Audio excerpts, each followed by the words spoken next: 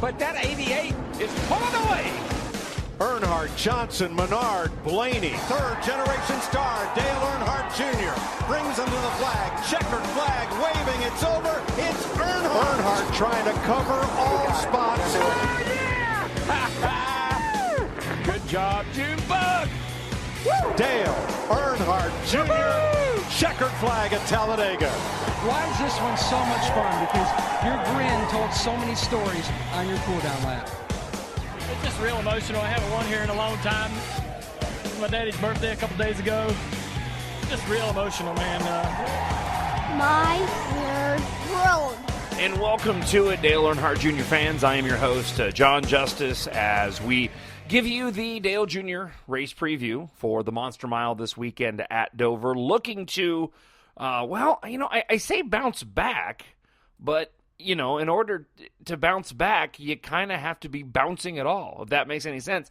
We're not doing any bouncing. We need some speed, and certainly that was the case last weekend as well at Kansas. So here's what we'll do for the podcast today. We're going to talk a little bit about Kansas last week. Whatever problems that Hendrick Motorsports is currently having, we'll discuss that a bit. We do have some paint scheme news. I have a bit of a sneak preview, if you will, of a paint scheme that hasn't been released yet, except for the fact that I've had the opportunity to actually see this particular paint scheme, and I will give you details about what I saw and my thoughts on it heading into Daytona in July, and then we'll preview Dover. And this is getting increasingly difficult week to week because there's not a whole lot of good information to go off of. It's, and I say this is going to sound weird, but it almost makes it more difficult when you're a top-tier team and you don't have speed as opposed to a second-rung team and you don't have speed. And what I mean by that is it's tough because when you're an organization like Hendrick Motorsports, and if the entire team is off, which is what it seems like is happening right now, you are suddenly now good enough to kind of keep it in the top 10. But if you're not, but again, you're kind of mired there. You don't really go anywhere. Like, your cars are good enough, and you're still better than the second-run teams, but you're not good enough to advance, and so you're just kind of stuck. Whereas if you're not, an upper-tier team like a Hendricks or a Joe Gibbs, your expectation is to be lower. Anything that you get is a bonus. But when you're like a Hendrick Motorsports and you're lacking speed, the races end up being kind of boring because you're just kind of stuck. And that was certainly what happened at Kansas last week. Going into the race, I think I predicted a top 10 for Dale Jr. He ended up coming home 15th place. Would have been a lot better if it hadn't been for a lug nut getting hung up on one of the stops and the team having to come back down pit road while they were sitting up in the top 10. I mean, that really doomed Dale Jr.'s chances at a top 10 finish, and even better. But it really wasn't like if Dale Jr. had finished better, in the top 10, in the top 5. It really was because they just worked on the car all day long. I mean, we just weren't competitive. Maybe if he'd been able to get out in front in some clean air, he could have shown some speed. But, I mean, it's been clear the past couple of weeks that, apart from what happened at Daytona, there's something wrong across the board at Hendrick Motorsports as it relates to just the lack of speed and what the Joe Gibbs guys have found. It's been interesting to see some of the commentary as of late over, say, Joe Gibbs. There was a lot of talk this week about Kyle Busch and how he essentially wrecked the car after winning on Sunday. And a lot of talk around, look, he did it on purpose. They had to go and damage the car because there was something in post-race inspection they didn't want NASCAR to see. And, people will immediately default to, well, they're cheating. Well, okay, NASCAR obviously hasn't seen it yet. They're not seeing it in pre-race inspection, so they may have found a way to work out the lines that they simply don't want NASCAR to know. And I think that's different than cheating. That's different than bending a particular rule. They could have found something that maybe is in a gray area, but they don't even want to risk it. So whenever you see a group or an organization be as dominant as, say, Joe Gibbs has been, it does call into question what it is they found. What's clear is that Hendrick Motorsports hasn't found it. They've been lacking overall speed. And that's been clear from the moment that they roll off the truck. Apart from this weekend, I thought, and I'll get to the race preview portion of this in just a moment, but yeah, Kansas was boring. There was one run where Dale Jr. had the fastest car on the track, and that seems to be indicative of what happens week in and week out. They seem to hit the setup on one run, and then suddenly you look at the lap times, and Dale Jr. is just laying down the fastest laps on the track. And then suddenly the car just goes off again. They either get, hung up on pit road with a mistake, or they dial out whatever they had dialed in that particular run, or it was just an anomaly of that run compared to the other cars on the track that weren't running quite as fast. But it's clear that the Nationwide 88 team and Hendrick Motorsports overall, they're going to have to find something and find something soon. Dale Jr. usually in the summer months doesn't run quite as well as he normally does the rest of the year, and it really seems as if this is a team-wide issue. Now, I trust that Hendrick will do whatever is necessary to correct the problem to begin to start running better, but it looks like, again, this weekend, they still haven't been able to find the speed as an organization. So, I'm not keen to go pick on Greg Ives and the Nationwide 88 team because it looks like this is a problem that's running through all of the cars at Hendrick Motorsports. And we'll certainly discuss more about the Dover race towards the end of the podcast when we get into the preview portion of today's show. But just as an example, Jimmy Johnson is, he's the guy you look at Dover. I don't even know what he's doing, 11 wins there. It's just some ridiculous number. The dude is just stupid fast at Dover. And even this weekend, he's barely sitting up. He qualified based off of the rain out 21st for the first practice. And then even in the 10-lap averages, I don't even think he's in the top 10. He's like 13th. So, if Jimmy Johnson's lacking speed, then there's a problem again across the board at Hendrick Motorsports. So I'll get to the race preview portion of today's podcast in just a minute.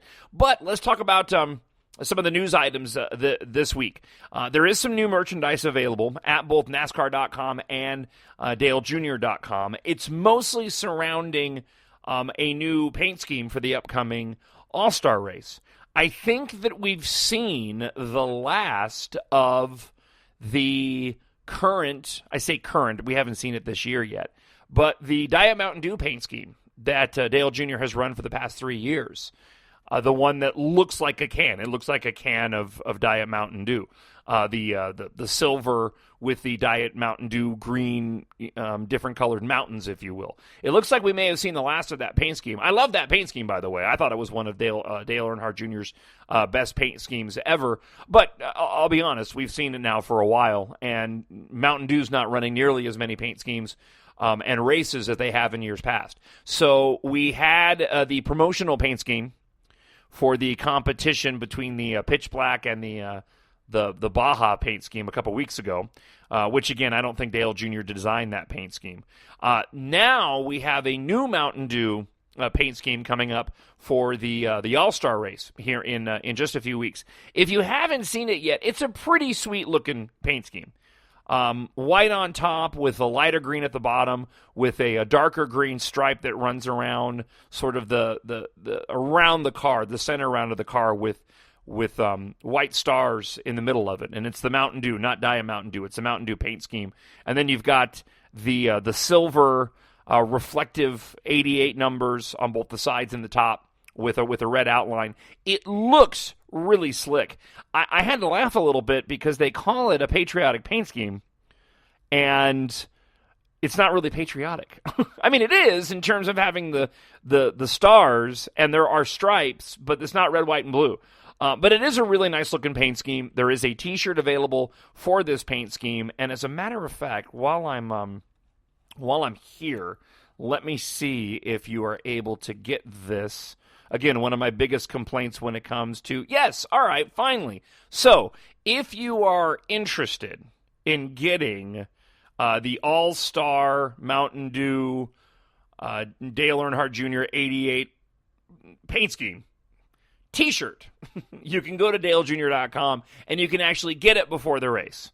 So if you're like me and you like to have the paint scheme of the car that Dale Jr. is racing that weekend, you can actually go and purchase the Mountain Dew All-Star T-shirt at dalejr.com. It's a nice-looking T-shirt. My only complaint is that it has the car on the back. I'm so picky about this stuff. I like having the car on the front of the shirt. This has a really nice Dale Jr. 88 Mountain Dew with a bit of a swath of the paint scheme on the front, and then on the back, Dale Jr. Mountain Dew, and then it has a picture of the car on the back of the T-shirt. I prefer my T-shirts to have the car on the front of the shirt, but that's because I like to look at it when I'm sitting down.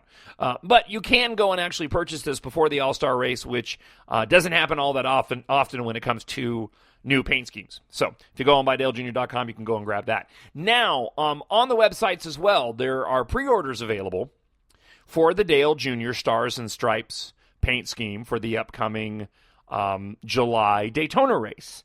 If you remember last year, he won that race, and that was a combination of last year's nationwide paint scheme, black on top with the American flag running around the bottom of the car. I thought it was really unique and different. I really liked it, and usually he runs some pretty cool paint schemes at Daytona in July. I was glad to see them get away from the camouflage paint schemes. I'm not a big fan of the camouflage paint schemes. I don't think they look very good on the track. And so it was nice to see Dale Jr. last year, and as a matter of fact, I'm looking at my diecast right now, do a really patriotic paint scheme. I thought the black on top looked really slick. I've seen a preview of this car, and if you go to the websites to pre-order the diecast, I think they may even have a pre-order T-shirt. They're not showing you the paint scheme. They're doing that teaser where it has a little bit of the red cloth pulled away from the hood so you can see just a little portion of the car. I saw somebody post a photo of a T-shirt of this paint scheme that must have been an early release or a mistake that somebody ended up putting out the graphic, because obviously they have to send the graphics ahead of time, of this T-shirt. And what the car looks like is solid blue in the front, much like it's the same color blue that he runs in the standard nationwide paint scheme. The back of the car is white, and then it has the red bars as if they're waving on the car, being the American flag. And then I believe it had silver numbers on it. It looked really nice. It looked really nice. It was a nice sort of core blue, white in the back with the red flag accents. So if you have a chance to pre-order it and you're wondering what it looks like, you can go and check it out online. But again, you're not going to be able to see all of it right now. I'm telling you, it looks really good. I think it actually looks better than last year's paint scheme, and I'm looking forward to seeing it revealed. Now, I could be wrong. What I saw online could have been a fan interpretation, but it was an actual photograph of a T-shirt, and it had more than just the car. It had the graphics and everything. So I'm about 99.9% sure that what I saw, and it certainly wasn't a previous year's paint scheme, was the actual paint scheme of the Stars and Stripes car, and it looks really, really sweet. And just since I'm on the topic of paint schemes, and I've talked about this a lot on the show, but I probably haven't ever gotten into sort of why I get into that. You know, as I've mentioned, I'm a huge Star Wars fan, and I'm a huge fan of the band Depeche Mode, and I'm a talk show host. These are sort of the four things, if you will, apart from God and my family, that really dominate my life in terms of things that I enjoy. My talk show that I do for a living, talking about local and national politics. My full-time job, obviously, what pays the bills and supports my family. But NASCAR, Dale Jr., Star Wars, and Depeche Mode, those are my loves. And I've really taken to being a fan of Dale Jr. in much of the same way that I do my Star Wars fandom and my Depeche Mode fandom. And I think a lot of people do that, but, I talk about the paint scheme and the merchandise because for me, this is what helps me enhance my fandom of Dale Jr. In that, it's almost a, I don't want to say survival, But it's almost a way that even if Dale Jr.'s not running well, like right now, I mean, the team's not running great, right? It's a way to continue to be